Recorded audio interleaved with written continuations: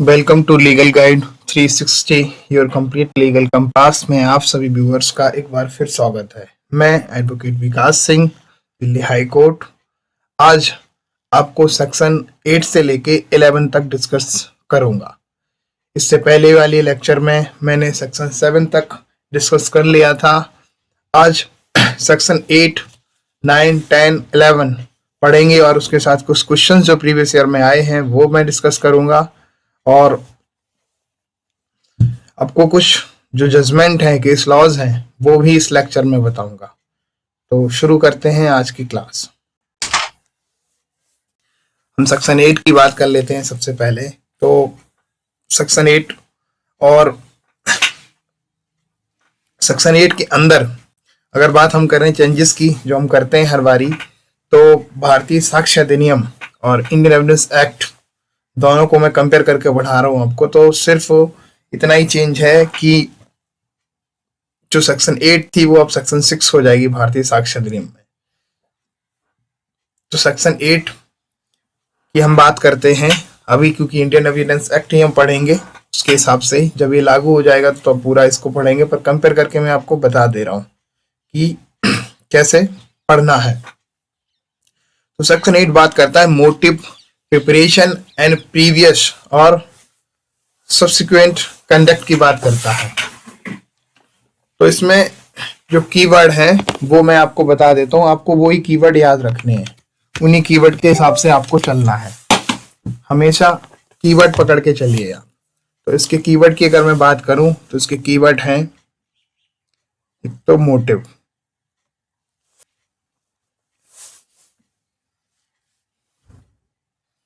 Yes, motive, preparation and previous और subsequent conduct. तो तीन चीजों की बात करता है, एक तो मोटिव की, एक प्रिपरेशन की, कब मोटिव रेलिवेंट होगी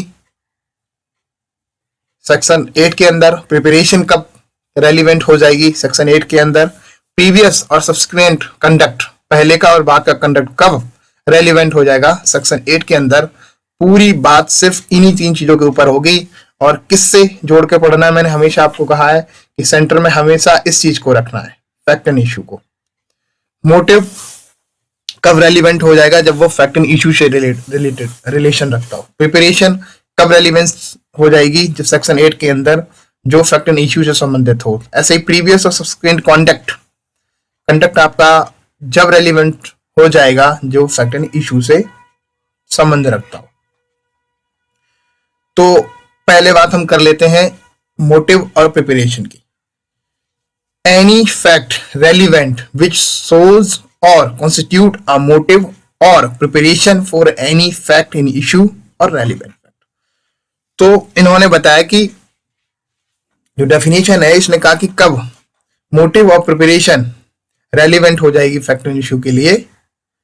कोई भी फैक्ट ये शो करता हो, कॉन्स्टिट्यूट करता हो कि ये मोटिव है, ये प्रिपरेशन है, तो रेलिवेंट हो जाएगी। इसको मैं आपको एग्जांपल से समझाता हूं बहुत अच्छे से, ठीक है।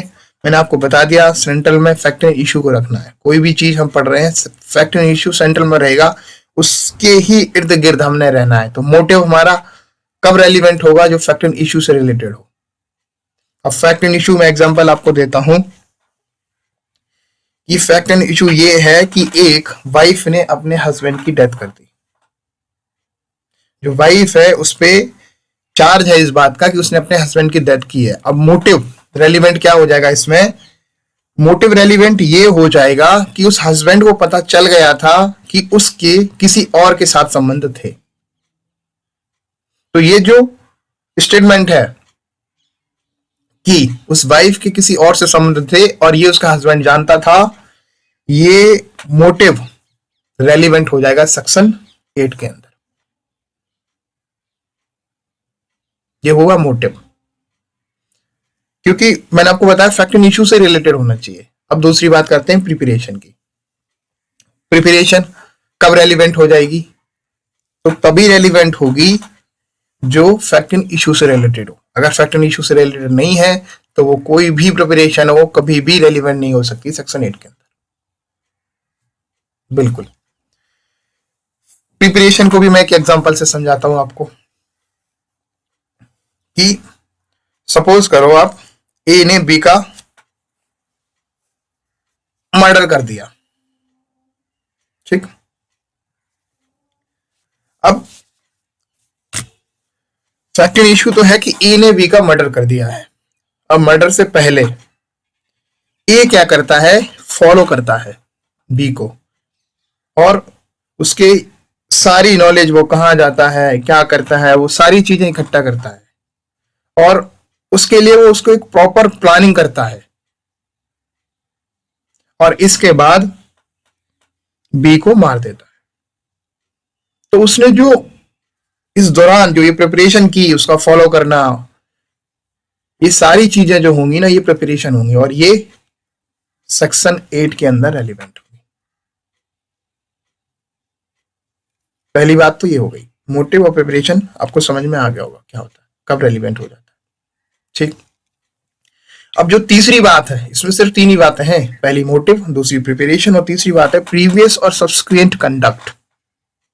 तो अब मैं तीसरी बात करता हूं। तो तीसरी बात जो है प्रीवियस और सब्सिक्वेंट कंडक्ट, ये भी कब उसका कंडक्ट पहले का और बाद का रेलिवेंट हो जाएगा, तो तभी रेलिवेंट होगा जब वो फैक्ट एंड इशू से संबंध रखता हो,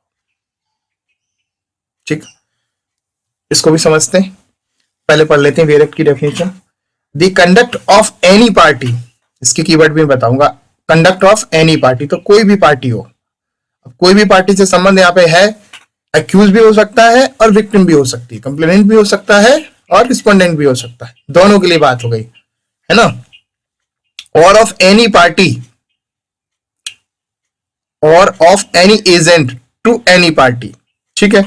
अब सिविल के अंदर कंपनीज होते हैं, उनके एजेंट भी होते हैं, तो कंडक्ट किसका देखेंगे, उनके एजेंट का भी,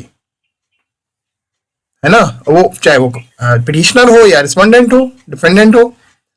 तो the conduct of any party, कोई भी पार्टी हो सकती है, तो मैंने पार्टी बता दी क्या, दो, तो आपको ऐसे ही पढ़ना है। एनी पार्टी वर्ड लिखा है, मतलब कि एक्यूज का भी कंडक्ट रेलिवेंट हो सकता है फैक्ट एंड इशू से रिलेटेड, और कंप्लेनेंट का भी कंडक्ट रेलिवेंट हो सकता है। तो दोनों के कंडक्ट जो है सेक्शन 8 के अंदर रेलिवेंट होंगे। यही नहीं, पार्टी नहीं, उनके एजेंट के कंडक्ट भी, दोनों पार्टी के एजेंट के कंडक्ट भी रेलिवेंट होंगे टू एनी, कहां पे, शूट और प्रोसीडिंग, सूट में और प्रोसीडिंग्स में, इतना इजी है बस, ये इसकी कीवर्ड है।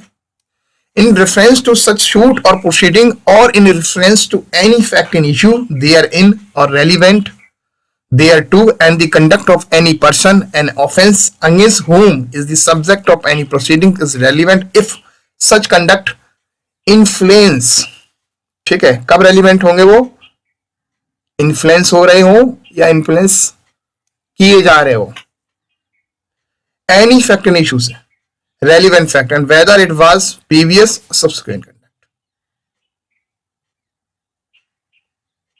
ठीक। इसको भी एग्जांपल से समझ लेते हैं हम। सपोज करो एक जगह पे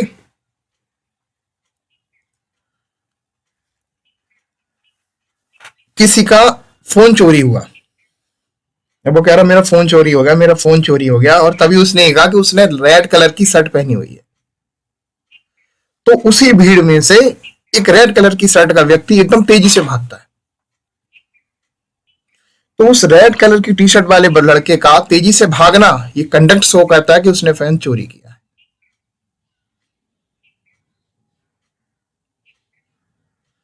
ठीक। दूसरी, चलो एक एग्जांपल ले लेते हैं। सपोज करो कि बस में आप सवारी कर रहे हो, ट्रेवलिंग कर रहे हो, और पीछे से बस में किसी ने आपकी चेन खींच ली, ठीक। आपने नहीं देख पाया, आप चिल्ला रहे हो कि मेरी किसी ने चेन खींच ली, चेन खींच ली। तभी एक आदमी कहता है कि मैंने कॉल कर दी है, नेक्स्ट स्टॉप पे पुलिस मिल जाएगी और सबकी तलाशी लेगी। तो जैसे ही बस का गेट खुलता है, तो एक लेडी उसमें से एकदम तेजी से निकल के भागती है। तो उस लेडी का तेजी से निकल के भागना, ये कंडक्ट दिखाता कि चेन स्नेच उसने की थी, ये है कंडक्ट, ठीक।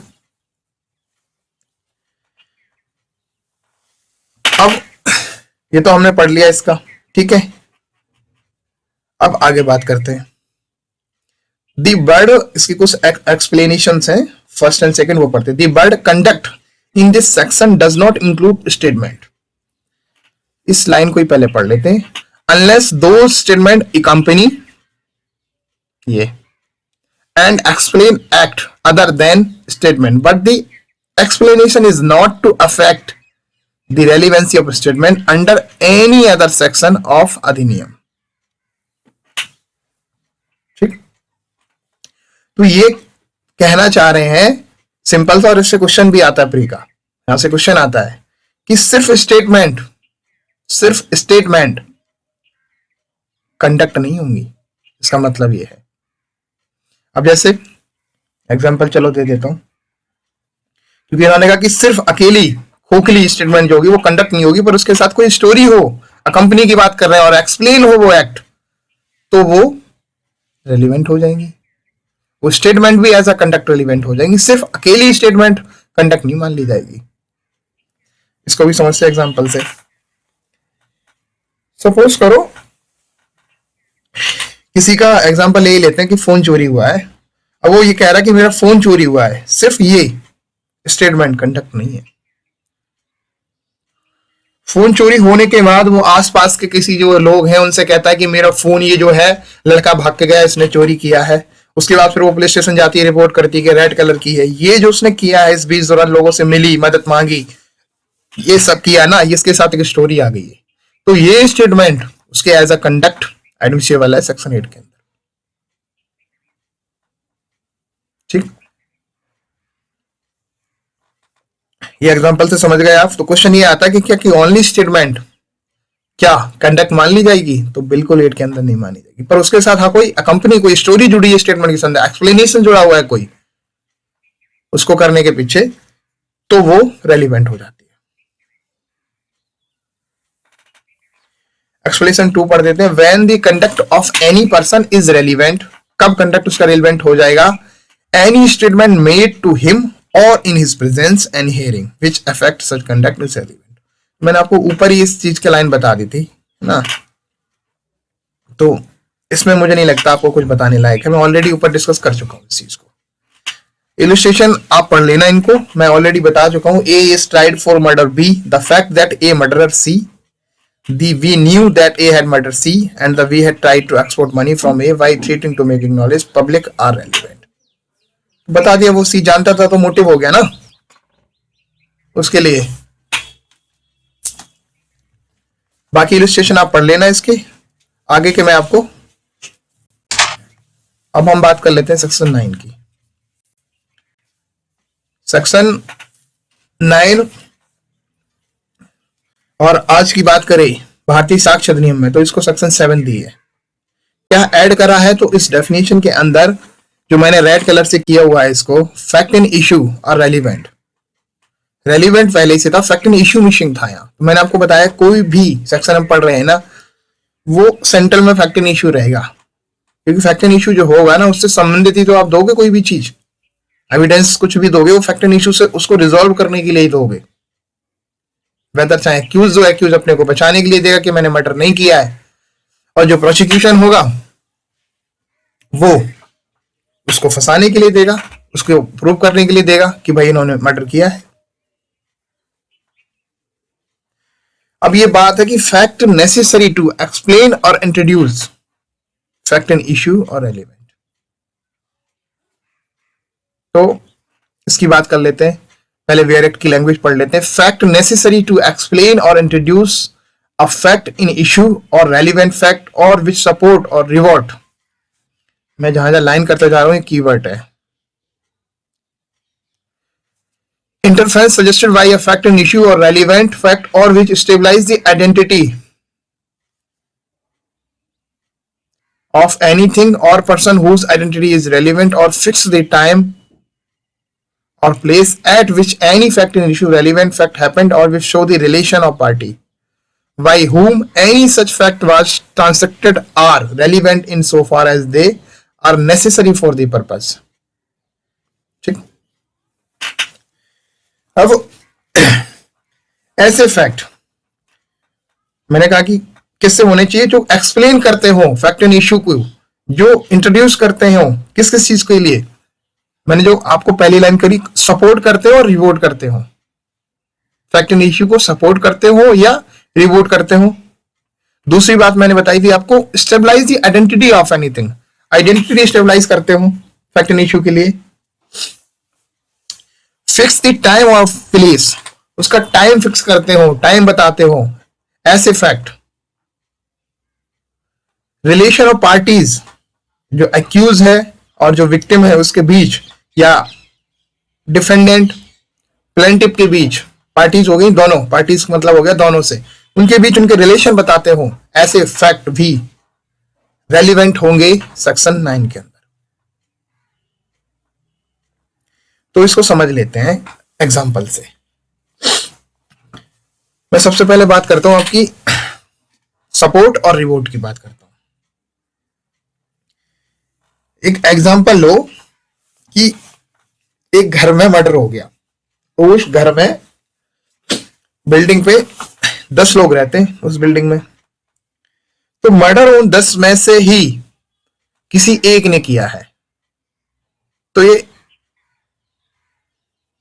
किसी एक ने किया है। अब देखा उसमें पुलिस ने सारी चीजें चेक कर ली कि हमने कि ये 10% में से 9% जो है ये तो इस टाइम पे बाहर आई थी कुछ खाने, एक व्यक्ति जो है ना ये नहीं निकला है, तो ये सपोर्ट कर रहा है उसको, तो ये सपोर्ट कर रहा है उसको। अब जैसे सपोज करो कि 10 में से 3 बंदे वहीं थे, 7 कहीं बाहर आए हुए थे, तो 3 के ऊपर डाउट है, ठीक है। और जिस एक को हम मान रहे थे वो भी बाहर निकला है, 2 अंदर थे, तो ये रिपोर्ट कर रहा है उसके लिए, ठीक। Same identity of the anything, तो ये मैंने आपको अभी समझा दिया कि आइडेंटिटी कैसे होगी, बहुत ज्यादा रिवोट और इसमें अंतर नहीं है, आइडेंटिटी इसको स्टेबलाइज हो रही है कि वो वहीं था, ठीक। Person whose identity is relevant, इसको ऐसे समझते हैं कि एक जगह पे मर्डर हुआ, ठीक। अब पुलिस ने सारी छानबीन करी और फिर वहां मर्डर के जिस प्लेस पे सैंपल्स थे वहां से लिए, और पर्टिकुलर जो बंदे की इंजरी हुई थी जिसके मर्डर हुआ था उससे मिलाई चीजें और मैच करी, तो पता चला कि मर्डर की जो आइडेंटिटी जो स्पॉट है ना उसकी आइडेंटिटी हो गई कि मर्डर जो हुआ था वो इसी जगह हुआ था, क्योंकि इसके ब्लड के सैंपल और एक्यूज के जो विक्टिम थी जिसको इंजरी आई थी, विक्टिम है जो इसमें, उस दोनों के जब सैंपल्स मिलाए तो पता चला कि ये सेम मैच हो रहे हैं, तो आइडेंटिटी डिस्प्ले हो गई। फिक्स द टाइम और प्लेस। अब क्या हुआ, उसको बॉडी को भेजा पोस्टमार्टम के लिए, पोस्टमार्टम में उसमें टाइम बता दिया उन्होंने, ठीक है। तो जो टाइम बताया ना, वो जो टाइम बताया, वो फैक्ट जो टाइम डॉक्टर ने बताया वो एडमिसिबल है, रेलिवेंट है सेक्शन 9 के अंदर। प्लेस मैंने आपको बता दिया कि वो सैंपल्स मैच करे और प्लेस पता किया तो वो वहां से रेलिवेंट हो गया आइडेंटिटी। और वो रिलेशन ऑफ पार्टीज, अब एक फैक्ट आता है निकल के, इसको भी एग्जांपल से समझते हैं कि जिस लड़की का मर्डर हुआ था उसको ये लेके जा रहा था साइकिल से, ठीक है। बाद में पता चला कि वो जो लड़की थी ना वो इस लड़के की प्रेमिका थी, तो उस लड़की के साथ जो संबंध उसकी प्रेमिका का है ना, ये सेक्शन 9 के अंदर रेलिवेंट हो जाएगा, ठीक। बाकी का question, whether a given document is the bill of A, the statement A property and of his family at the date of the alias will may be relevant fact, ठीक है। Support कर रहा है इसको, ये आइडेंटिटी स्टेबलाइज कर रहा है। तो इलिस्ट्रेशन आप पढ़ लेना, इलिस्ट्रेशन से क्वेश्चंस आते हैं, मैंने आगे भी क्वेश्चंस बनाए हुए हैं वो मैं आपको समझाऊंगा। मैं आपको कॉन्सेप्ट समझा रहा हूं पूरा, आप कॉन्सेप्ट समझ जाएंगे तो ये इलिस्ट्रेशन आप अपने आप कर लेंगे। नेक्स्ट सेक्शन देख लेते हैं, सेक्शन 10 जो भारतीय साक्ष्य अधिनियम के अंदर सेक्शन 8 होगी। थिंग्स सेड और done by conspirator in reference to common design. सिंक मतलब मैंने बताई दी थी, कोई भी चीज ये तो कही गई हो या करी गई हो बाय कॉन्स्पिरेटर के द्वारा in reference to common design की उद्देश्य से, डिफरेंस में। इसकी पहले डेफिनेशन पढ़ते हैं, वेयर की लाइन क्या है, वेयर के वर्ड क्या है, इसके बाद मैं आपको सिंपल लैंग्वेज में अपनी भाषा में समझा दूंगा। वेयर, देयर, जहां कहीं भी, इज रीजनेबल ग्राउंड, ठीक है, ये reasonable ground to believe that two or more person, to or more person क्यों करा है, क्योंकि कॉन्स्पिरेसी के लिए two and more person require है। Have conspire together to commit an offence और एन एक्शनेबल रॉन्ग, पहली चीज तो ये। Said, anything said done written by any one of such person, तो चार चीजें हैं। In reference to their common intention after the time when such intention was first entertained by any one of them is a relevant fact as against each of the person believed to be so conspiring as well for the purpose of proving the existence of the conspiracy as for the purpose of showing that any such person was a party to it. तो things said or done by conspirator in reference to common design, कब conspiracy, समझ रहे हैं आप, admissible हो जाएगी, relevant हो जाएगी, तो फैक्ट एंड इशू से ही जोड़कर इसको हमने पढ़ना है। फैक्ट एंड इशू हमेशा बीच में रहेगा। कुछ भी फैक्ट एंड इशू से रिलेटेड एक्शनेबल रॉन्ग या कुछ भी कहा गया हो या किया गया हो या लिखा गया हो, किससे रिलेटेड, फैक्ट एंड इशू जो है। फैक्ट एंड इशू, मान लो ए ने बी का मर्डर किया है, तो इसके लिए कुछ भी कहा गया हो या कुछ भी किया गया हो टू और मोर पर्संस के द्वारा या कुछ लिखा गया हो, वो सब सेक्शन 10 के अंदर एडमिसिबल होगा एज अ कॉन्स्पिरेसी, ठीक। बट ये common design, reference to common design होना चाहिए। अब एक एग्जांपल से समझते हैं इसको।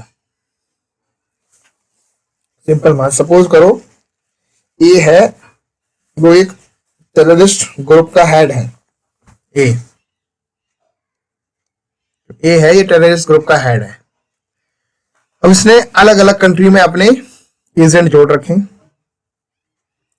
और अब इनके एजेंट एक तो आर्म सप्लाई कर रहा है, एक है वो किसी दूसरे को लेटर लिख रहा है कि पर्टिकुलर इस तारीख में किसी एक शहर में, ले लो सपोज किसी भी कंट्री के अंदर, कि यूएसए के अंदर, इस कंट्री के अंदर या इंडिया के अंदर, इस सिटी के अंदर, इस प्लेस के अंदर हमने ब्लास्ट करना है।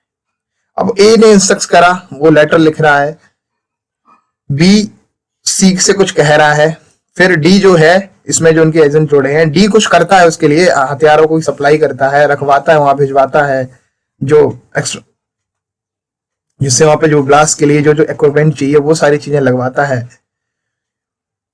इंटेंशन इनकी क्या है, कॉमन डिजाइन यहाँ पे क्या आ गई कि ब्लास्ट करना है उस शहर में। तो ये सब जो एक्टिविटीज होंगी, ये सब कर रहे हैं, ये सेक्शन 10 के अंदर एडमिसिबल होगा। इसका सिर्फ यही मतलब है, इसके अलावा कुछ नहीं है, आपको सिर्फ ऐसे ही समझना है।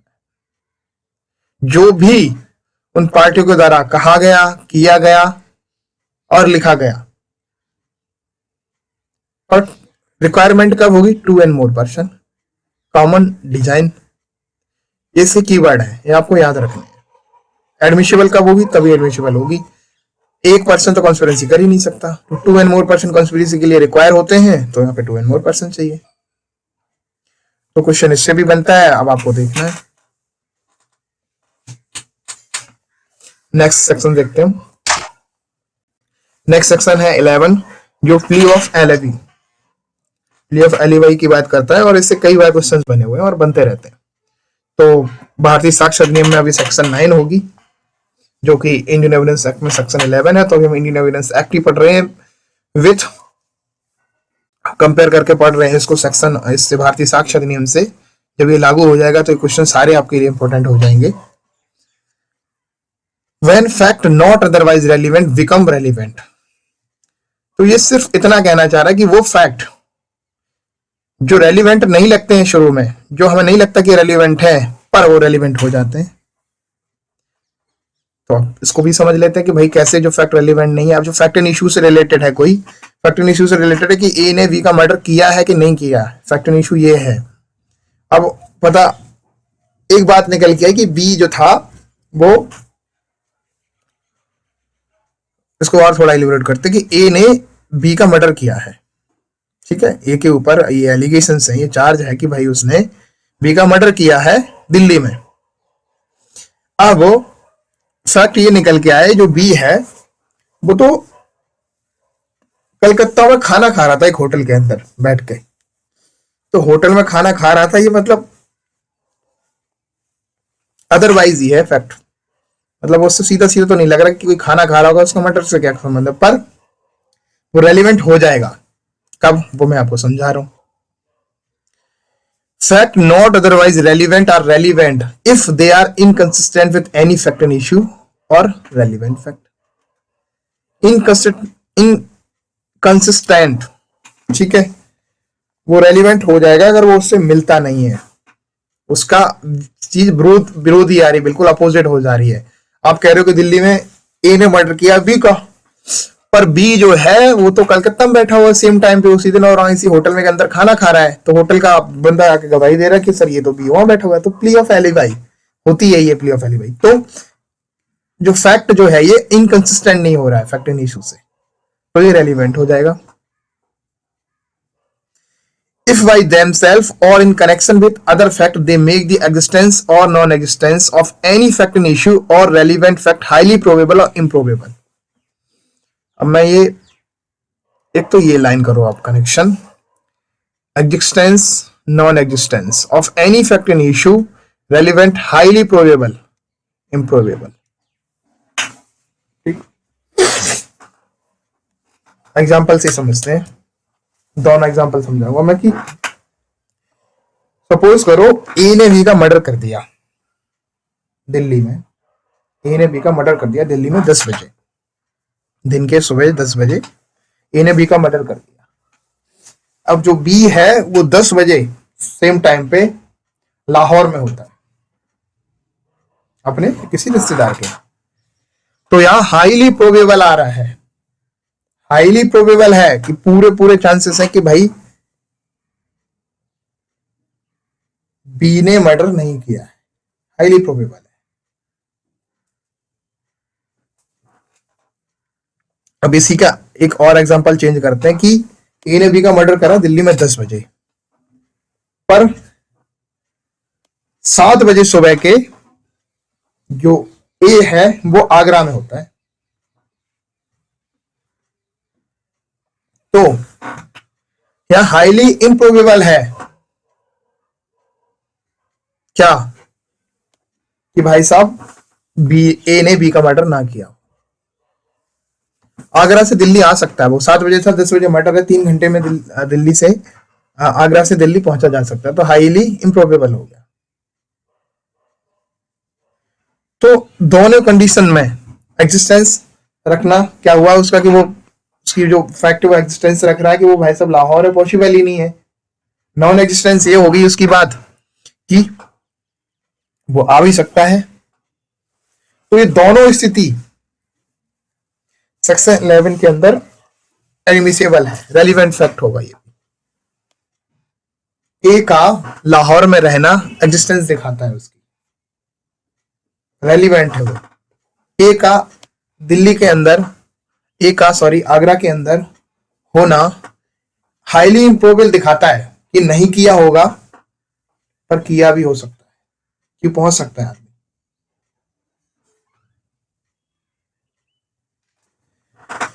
इसकी इलस्ट्रेशन है, the question is whether A committed a crime at Chennai on a certain day, so the fact that on the that day A was at Ladakh is relevant.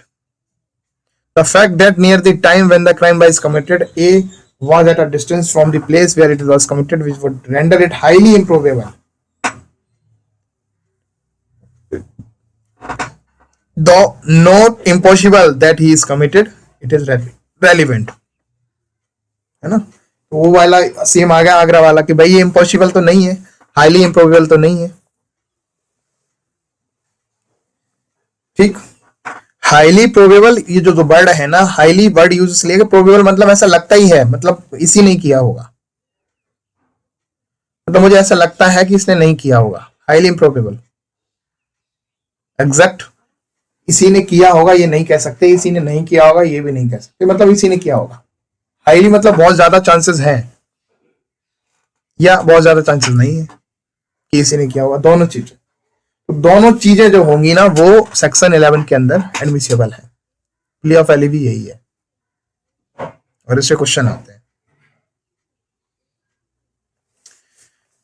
Illustration आप इसके पढ़ लेना सारे जो भी बुक में दिए हैं वेयर एक्ट के अंदर, मैंने आपको फैक्ट समझा दिया है। नेक्स्ट देखते हैं, प्ली ऑफ एलिवी पे सेटल लॉ है जो वो मैं पढ़ लेता हूँ। The plea of alibi is admissible under section 11 of the Indian Evidence Act when fact that plea is upheld, the court is justified in taking a view that the accused is falsely implicated. ठीक, धर्म Singh versus state AIR 1993 supreme court. तो वही वाली बात है कि मैंने आपको जो एग्जांपल दिया था कि दिल्ली में 10 बजे मर्डर हुआ है, अगला आदमी 10 बजे नहीं, चलो मैं कह रहा हूं 9:30 बजे वो लाहौर बैठा हुआ है, तो ये हाईली प्रोबेबल है कि उसने मर्डर नहीं किया है और ये एडमिसिबल होगा और कोर्ट इसमें अपना व्यू लेगा, जस्टिफाई करेगा कि उसको फॉल्सली इम्प्लीकेट किया गया है। ये धर्म सिंह वर्सेस स्टेट AIR 1993 में बताया है। जो मैंने आपको इसका मेन है वो बता दिया है, बाकी आप इसको पढ़ लेना, इस जजमेंट को पढ़ना, आपका और व्यू होगा। बाकी उसमें मतलब यही है कि प्ली ऑफ एलिवी जो है वो जस्टिफाइड है, एडमिसिबल है और जज की ओपिनियन ही होगी। But only because the plea of alibi fails, no adverse presumption can be drawn against the accused for such failure. दूसरी स्टेट जो जजमेंट है Sakharam versus state AIR 1992 supreme court, इसमें यह बताया कि प्ली ऑफ एलिवी कोई प्रूव कर रहा है, कोई उसका ग्राउंड लेता है प्ली ऑफ एलिवी का, यही वाली बात की दिल्ली में मर्डर हुआ था 10 बजे, 7 बजे तो मैं वहां था, या इसमें आगरा में, तो प्ली ऑफ एलिवी ली। पर तभी एक एविडेंस, एक फैक्ट ऐसा निकल के आ गया कि भाई साहब 9:45 पे दिल्ली की इस दुकान पे भी आपको देखा गया। एक फैक्ट तो ये है कि भाई 7 बजे आप खाना खा रहे हो, वहां भी दिख रहे हो। एक फैक्ट ये आ गया कि यहाँ भी खा रहे हो, तो आप प्ली ऑफ एलिवी तो फेल हो गई, मतलब आप दिल्ली में थे। तो सिर्फ प्ली ऑफ एलिवी अगर फेल हो जाती है तो ऐसी एडवर्स प्रिजम्पशन नहीं हो जाएगी आपके अगेंस्ट और आपको सजा नहीं दे दी जाएगी उसी ग्राउंड पे कि आपकी प्ली ऑफ एलिवी फेल हो गई क्योंकि आप 9:45 पे दिल्ली में थे।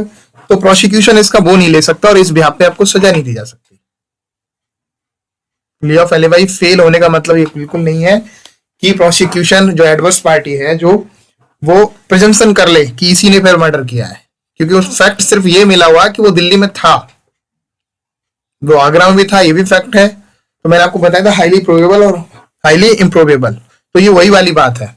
फेल हो गया तो हाईली इम्प्रोबेबल है कि हाँ किया हो, पर इसी ने किया हो ये नहीं कह सकते, अब इस बिहाफ पे सजा नहीं दे सकते, क्योंकि प्रोसिक्यूशन की ड्यूटी है वो उसको प्रूव करे बियॉन्ड रीजनेबल डाउट। डाउट नहीं होना चाहिए, सिर्फ उसका दिल्ली में होना ये नहीं कहता कि उसने मर्डर किया है। अब नेक्स्ट पढ़ लेते हैं हरिचंद वर्सेस स्टेट AIR 1996। इसमें बर्डन ऑफ प्रूफ एलिवी बताया हुआ है। तो the burden lies on the accused to prove the case of alibi to the hilt when the evidence of alibi is sought to be proved by the defense witness who is partner of the accused in brick business. His evidence to prove alibi has been rightly disbelieved by high court.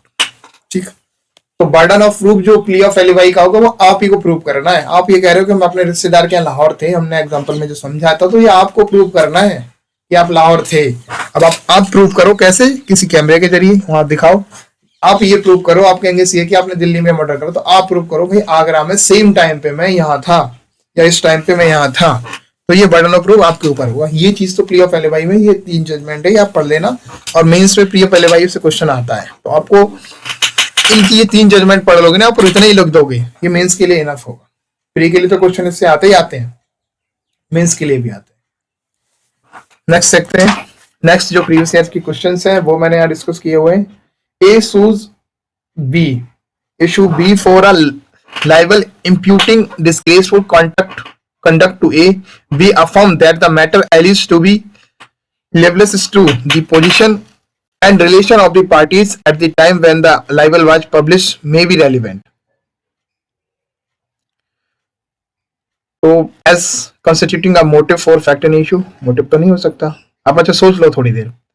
As conduct influence by fact and issue, हो सकता है ये। As introductory to fact and issue, as preparation for fact and issue, सोचो आप। इसका answer C होगा।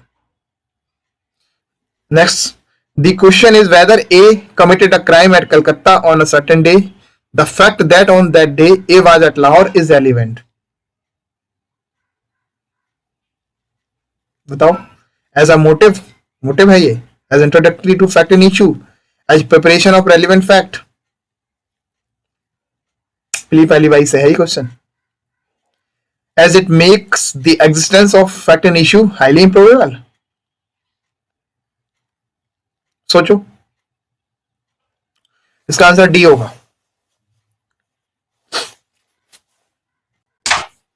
Next, who can take identification parade. सोचो। Police officer, any citizen, magistrate, any of these, कोई भी इनमें से। कौन कराता है आइडेंटिफिकेशन परेड? मजिस्ट्रेट। यहां से कई बार क्वेश्चन बनाए, ऐसे क्वेश्चंस आते हैं। Next, A is accused of murder of B by pistol alleged to be purchased on 15 December at Dehradun. A makes a statement that on 15 December he was at Lucknow, not at Dehradun. A's statement is a relevant fact under कौन C section के अंदर होगा? Section 8, section 11, section 9, section 14। सोचो। ये भी बता देता हूं, ये प्ली ऑफ एलियोई से रिलेटेड है। कौन सी सेक्शन होगी? अरे अभी तो पढ़ा है सेक्शन 11। नेक्स्ट क्वेश्चन है, A is tried for the murder of B by poison. ठीक है, मर्डर के लिए ट्राई करा जाता है ये। The fact that before the death of B A prosecute person similar to that which was administrated to B is, क्या होगा?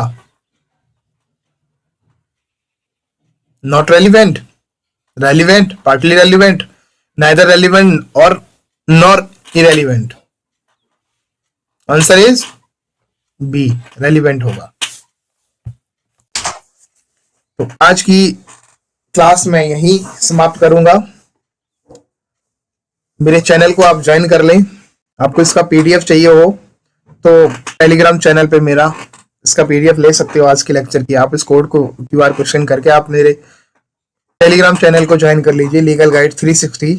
उस चैनल पे मैं जो भी लेक्चर आपको पढ़ाता हूँ उसकी पीडीएफ सेम डे डाल देता हूँ। तो जुडिशरी पर्पस के लिए अगर आपको चाहिए है वो, तो आप वहां से डाउनलोड कर सकते हैं। और इसके आगे की नेक्स्ट क्लास लेकर मैं कल आऊंगा। Thank you so much.